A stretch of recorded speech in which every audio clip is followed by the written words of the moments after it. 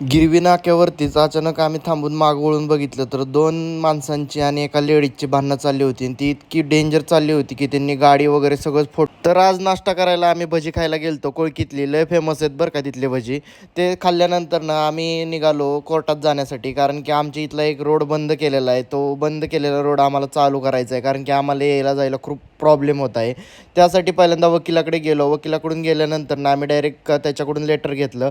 सगळे कागदपत्र जुळवल्यानंतर ना आम्ही गेलो आमच्या जिल्हा व सत्र न्यायालयात. तिथं गेल्यानंतर ना आम्ही साहेबांना भेटलो, त्यांना सगळी आमची अडचण सांगितली. त्यानंतर अशा ठिकाणी गेलो जिथे फलटणकरांना आता फोटोशूट किंवा प्री वेडिंग करायला बाहेर जावं लागणार नाही, फलटणमध्येच करावं लागणार आहे. त्यानंतर संध्याकाळी उशीर झाला होता, स्वामींच्या मंदिरात मला जायचं होतं. स्वामींच्या मंदिरात गेलो, पाया वगैरे पडलो, प्रसाद घेतला. खूप गर्दी होती त्यामुळे मला मंदिराच्या आतला शूट घेता आला नाही. त्यानंतर आम्ही जेवण करायला ब्रह्माला गेलो, जेवण केलं.